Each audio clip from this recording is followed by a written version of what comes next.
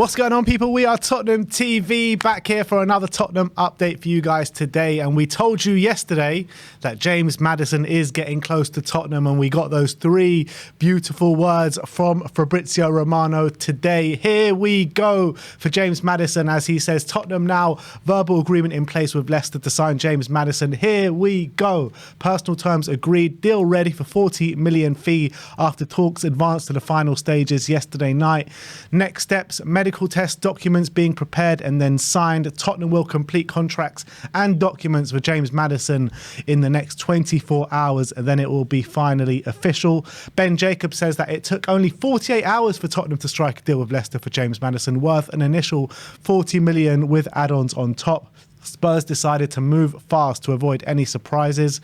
Why don't they do that more often? And lastly, the Telegraph say that James Maddison is expected to sign a contract worth around 170 grand a week with Tottenham. It is understood that Maddison fee will be guaranteed 40 million with the promise of further instalments on appearance and achievements. Leicester were initially seeking 60 million for the midfielder, so we sliced quite a bit off there. Yeah, I'm assuming there are probably some add-ons on top of that which haven't been disclosed. They are saying 40 million at the moment. No, it says 40 million with a promise of further instalments on appearances and achievements based. Yeah, so I'm guessing that's add-ons. Yeah, we don't know exactly how much there is there, so I don't know how much that's going to lead to. But I think 40 million, but before add-ons, is extremely good business from Tottenham. Yeah. I think for a player that we've been chasing for quite a while, I think there were big links last summer as well, that we wanted him. I think he's been one of the best number 10s in the Premier League for a very long time now, ever since he got into the Premier League. At least 2 years. Last 2 years he's been brilliant. I think ever since he got into the Premier League, he's been pretty good for Leicester as well. I don't think there are too many better number 10s right now in European football than James Maddison. Even in a struggling Leicester team, he got 10 goals and 9 assists. He really kept up his standards.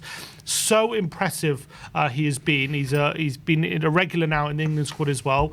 And he's now going to be part of the Tottenham squad, looks like, for next season, which is super, super exciting. We haven't had this level of quality in the final third from midfield since Christian Eriksen left back in 2019.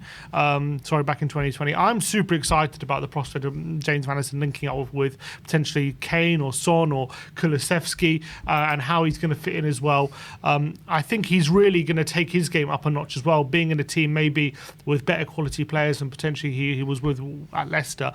And I think it's a brilliant move for us. I think we've done really well to get him in, especially considering the interest from Newcastle as well. We've been able to stave them off. Looks like the London pool was definitely a big factor in this move, but it seems as though another big factor was the wages. Apparently offering 170 grand a week, which Newcastle couldn't compete with because their highest paid player at the moment is Bruno Guimaraes at 120, so they didn't want to break their wage structure to get him in. So it looks like even though they have all that money, Newcastle, they're still not as plain sailing as maybe it was for Chelsea or Man City when they first got their money to just blow everyone out the water with the cash. It seems as though they still have to compete with us, and looks like we're on a good financially on a pretty good footing at the moment, considering we're able to compete with Newcastle for these kind of deals. And I think we've done so well to get him in early, get this deal done. It's a fantastic deal. Yeah, I completely agree. The finances all involved, I think, are probably better than anyone expected they could get a James Maddison for. And the numbers just speak for themselves at the moment. You know,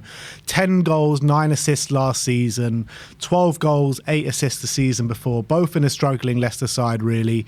And you're looking at it, and we've been asking for other players to contribute for the goal contributions for a while now. We've only had Kane and Son that have been producing consistent numbers for the last 3-4 years now. And since Eriksen has left, really, since that season, I can't remember which season it was, but we had like Dele Alli, Heung-min Son, Harry Kane and Christian Eriksen all hitting 10 or above.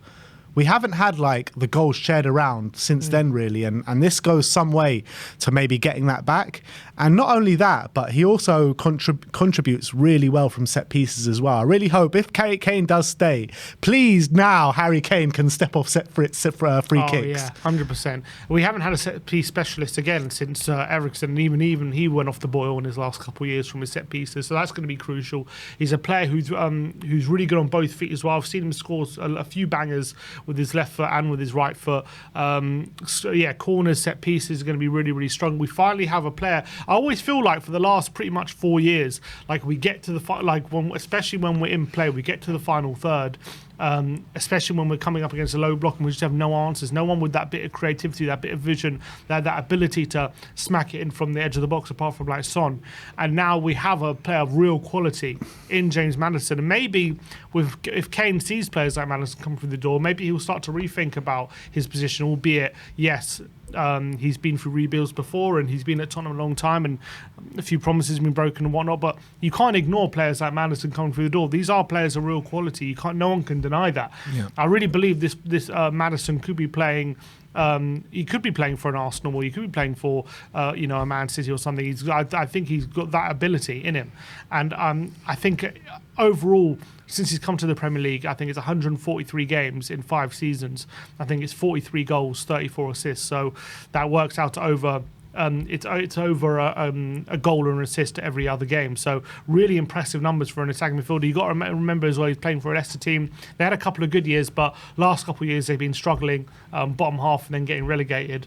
And he's the one who's still stepping up and is still getting the good numbers. So he's shown even in a struggling team he can still perform. So I think it's a fantastic deal. I can't wait to see him in a Tottenham shirt, to be honest. Yes, he used to be an Arsenal fan, and he's made. You had to mention it, didn't you? You had to mention I don't know if he's they're going to do a Doherty style announcement video. Where I want to see those tweets deleted. I want to see them. Yeah, get him out of Twitter, 100%. But I, for one, think it's going to be a brilliant deal for us, and I think 40 million as well. Honestly, this guy, I think he's easily a £60 million player in this market, easily. So I think Levy's done very well to get that price. How do you compare him to like a Mason Mount? Because Chelsea are trying to push for like 70 million plus for someone like Mason Mount, and we've just got Maddison for 40 million. And if I was a Man United fan, I'm like, why would I want to pay over 70 million for Mason Mount when someone like Maddison is going for 40 million? Yeah, I think Maddison in the final third has much more quality than Mount. I think the reason why England and Southgate always seem to prefer Mount to Maddison, I think like tactically, in terms of, I think Mount off the ball is offers a bit more tactically than someone like Maddison. So I think he's like less of a liability in a way. You can put Mount in central midfield, you can put him on the wing, and like he can perform those roles a bit better than Maddison. But for sure, in and around the penalty box, who would I trust more, Maddison or Mount? It's Maddison by a long, long way. I do think Maddison probably is a better player than Mount. I just think maybe in this day and age, a lot of it is not just about quality. It's all about how you fit into systems and how you perform off the ball as well, and that energy. And Maddison does have a bit of way to maybe improve those things, but I don't think he should be going. Mount should be going for a lot more than what Maddison's going in this market. But you got to remember, Maddison plays for a championship team now as well. They just got relegated, so they kind of need the money. And with 1 year left as well. Chelsea have no incentive to sell. Mount is an academy product, so. There's slightly different circumstances. I do imagine Mount in those circumstances would go for a bit more, but you see Maddison going for 40. Like for Chelsea to be demanding, I think, what was it, 60 or 70 for Mount? I mean, they shouldn't be. Yeah. And also, we were talking about yesterday maybe what Maddison's going to bring us off the ball, and I was looking more into that. And I mean, his tackles per game last season was like 1.83, and I think that's great for a player like Maddison in the number 10 role. I think he was on FBref, I think in Europe's top 5 leagues, he was in like the top 83% percentile. Yeah, so, you got to remember, not bad at all. You got to remember that Leicester got relegated, so they in terms of how their positions.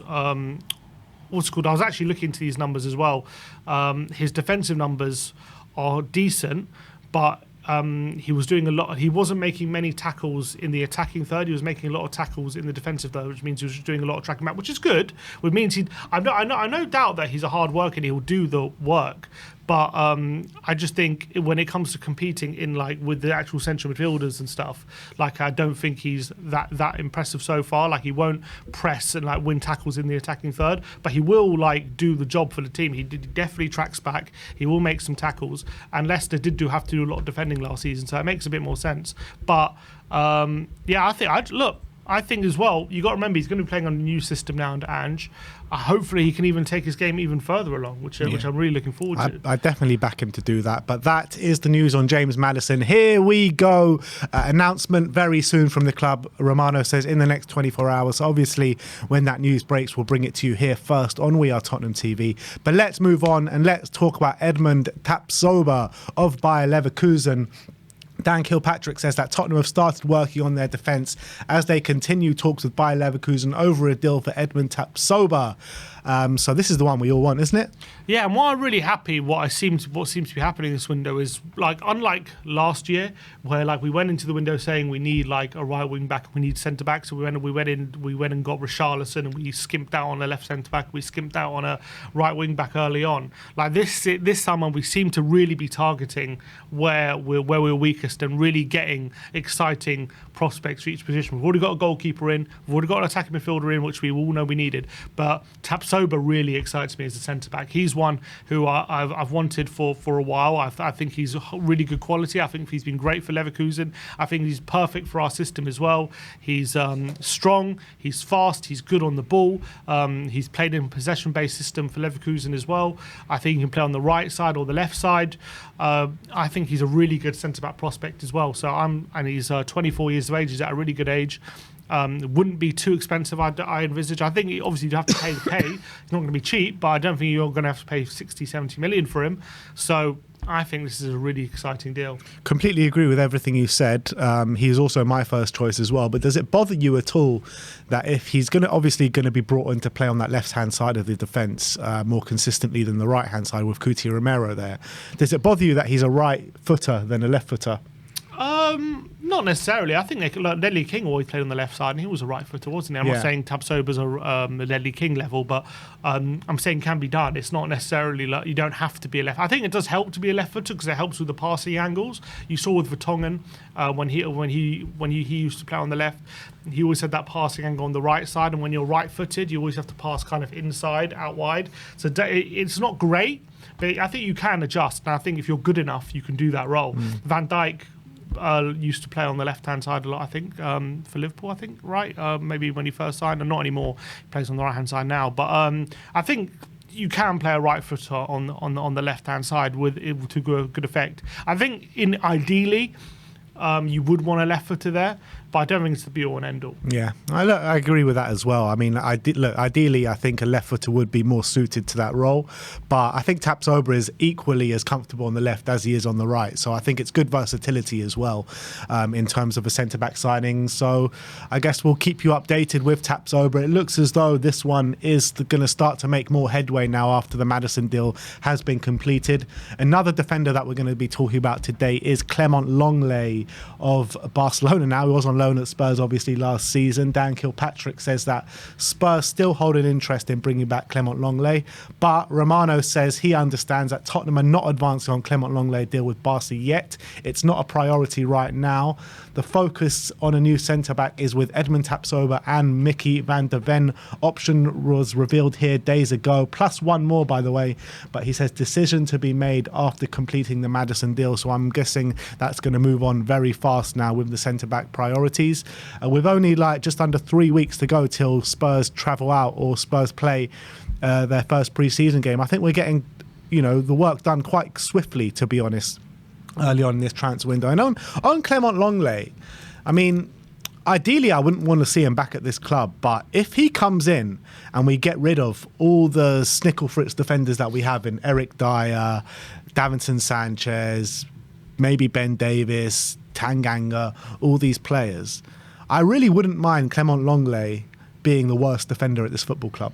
Yeah, I mean, that's not the worst situation to be in. I mean, ideally I would want Tottenham to just not bring him in at all and sign someone else. But I guess, look, there's a lot of work to do and needs must. If we are serious about getting rid of Sanchez, Dyer and the other centre-backs, if we can get a really cheap deal for Lenglet and we get Tapsoba and we get another one as well on top of that, then I'm not too mad at it. But I think, look, it is only 5 million. He was okay last season. He wasn't great, but he was okay. So I guess there are worse outcomes. I just think you're better off making an investment on a younger centre back who can be bedded in rather than spending even bothering 5 million. And also, he commands pretty decent wages. I think it's going to be over 100 grand a week. I think if I remember rightly, or close to 100 grand a week anyway. So that's going to be big wages. You could probably sign a player for. Maybe you're paying more transfer money, but you're probably could be paying half the wages, and so you can make up the money that way. So I think that's probably, in my opinion, a better solution.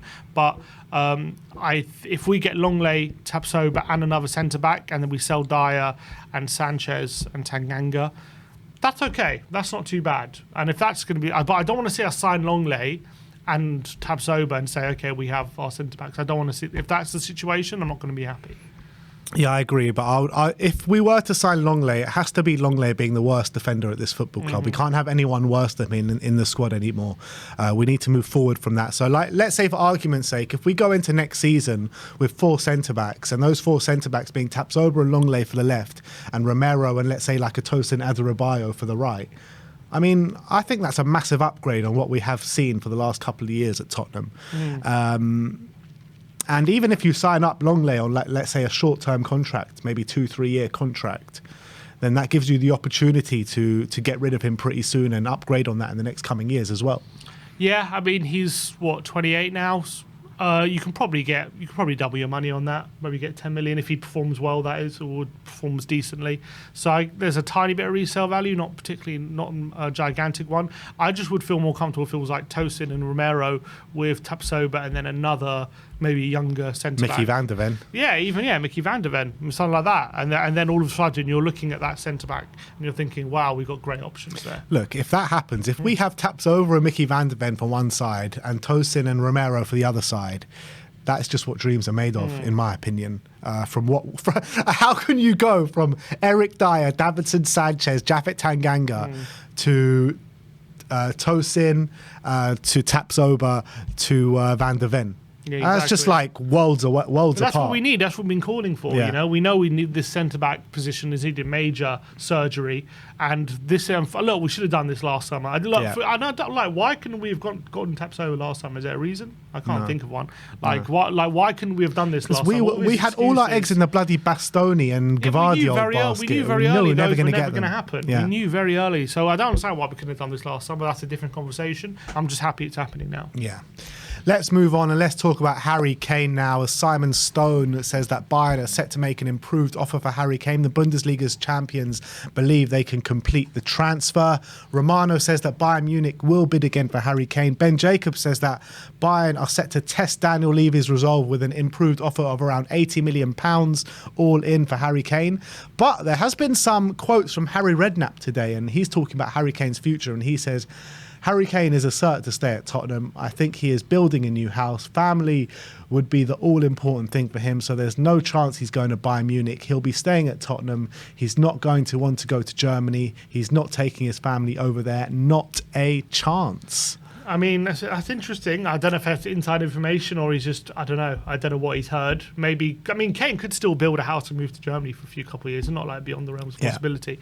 Again, as I said last video, I don't think Bayern would bid if they didn't get a bit of encouragement from Kane's camp that he would be interested in a move.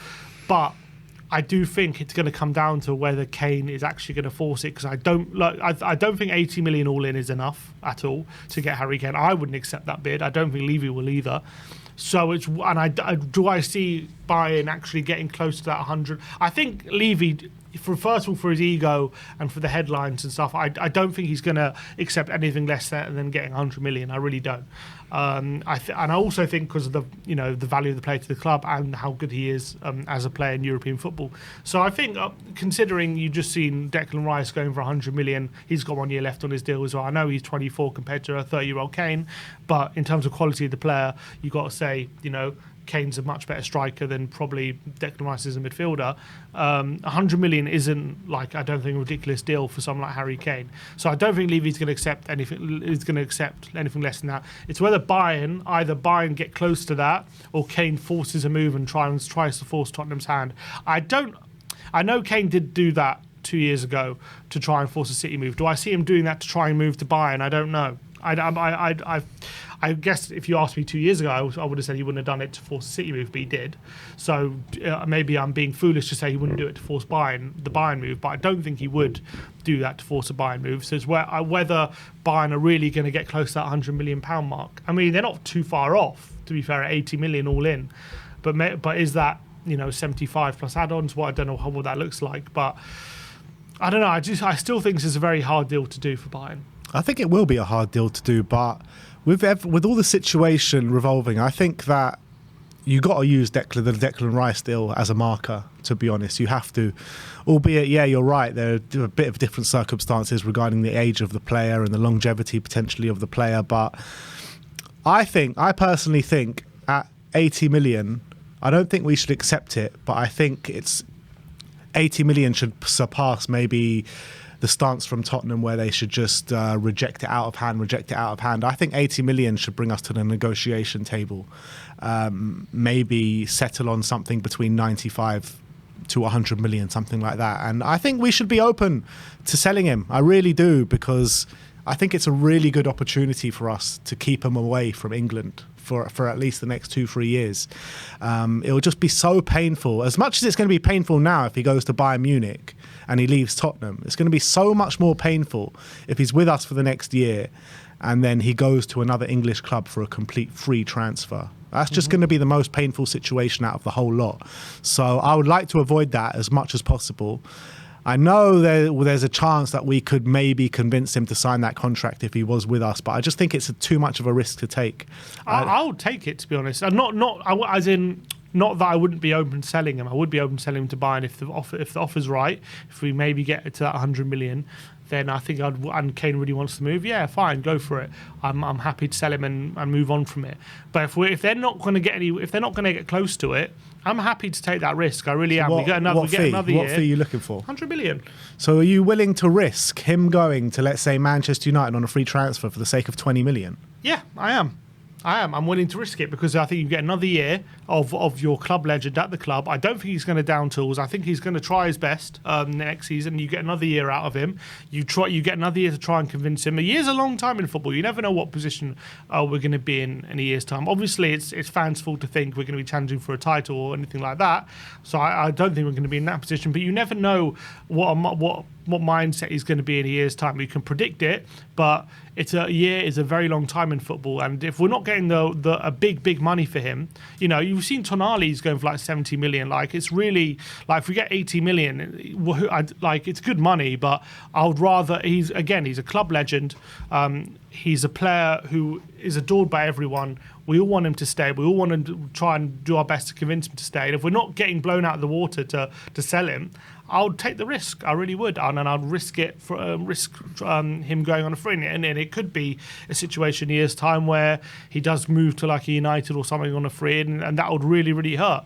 But I'd rather risk that than take anything less than top dollar for him. But let's say, yeah, I get that. I really do get that. But I just think it's too much of a risk to run when you could get in between 80 to 100 million for him right now. With that money, you can go and sign a top striker as well for that money, where in a year's time we let him go for free and we don't get Champions League football. Where's this money coming from for another top striker?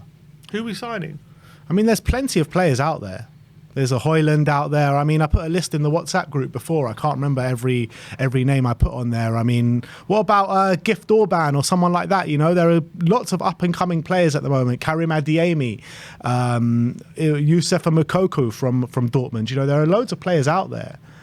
But, you're running... guarantees like Kane. None of them guarantees like Kane, but we've only got Kane for a guaranteed one more season. That's the problem. And I think it's just a bit too short-sighted to keep Kane for the sake of 20 million for one more season when he could potentially just go for free. Yeah, it might be, but when it comes to Harry Kane, I think he's one of the only players in world football where that's worth taking the risk on.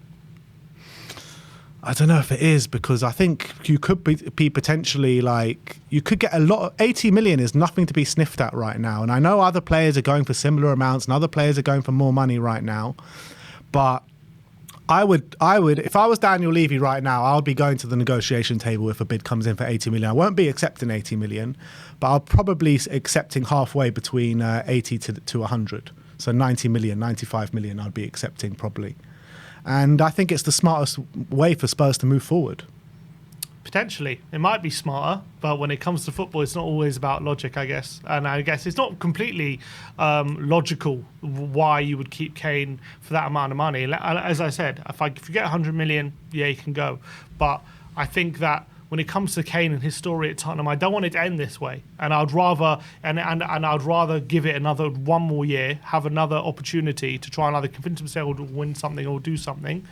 And I'd rather take that risk than accept anything less than what he's worth, in my opinion. And if we get more Let's of Harry be honest, Kane, he's not even worth 100 million. He's worth much more than 100 million. If we get more of Harry Kane in the Tottenham shirt, I'm not going to complain. All right, let's move on. Let us know your thoughts on the Harry Kane situation in the comments section below. But let's finish off on talking about another Tottenham boy in Harry Winks.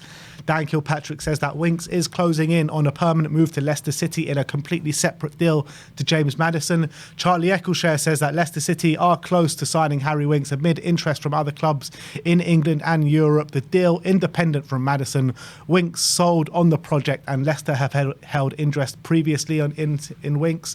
And Winks is said to be attracted by the project and very interested in joining Leicester. LCFC Dot, who is a Leicester ITK, says that Leicester are offering 8 million plus 4 million in add-ons for promotion for Harry Winks. Talks are progressing with Tottenham, and the midfielder is open to the move. And Ali Gold says that Harry Winks is heading to Leicester for £10 million, which is a great deal on the face of things. I mean, when you're looking at both deals together, it's pretty much 30 million plus Harry Winks for James Maddison, and no one would have thought that would be possible a week ago. Yeah, brilliant deal. Considering Winks has been, halfway for so many years at Spurs, and his injury record. I know he's come back from injury last season and had a run of games at the end of last season for Sampdoria, but his injury record over the last few years has been terrible. To get double figures in millions, or get seven figures, sorry, would be a brilliant deal for Spurs. Because when we were predicting how much we would get for someone like Harry Winks, I was thinking 5 million. Even thought, we were even talking about ripping up his contract not so long ago. And so to get a figure like 10 million for him would be a brilliant deal for Tottenham, especially considering we just spent 40 million on Maddison. So 30 million outlay essentially is phenomenal work. I think it's best for everyone. I think it's a good move for Winks as well. I really do. I think he'll probably do well at Leicester, and I think it's a chance for him to get back in the Premier League and prove his fitness and prove his worth.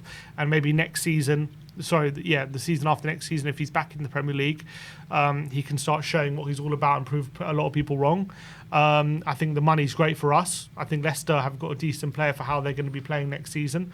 I think it's a great deal for all parties. I think Leicester probably could have gone for less, to be honest. I'm surprised they've gone as far as 10 million, but seems as though they're willing to go that high. But I am a bit surprised they're willing to pay 10 million. It seems as though they've let us had a bit of a price deal on Maddison, and we've pretty much ripped them off for Winks. Yeah, that's what it seems like. Yeah, it is surprising.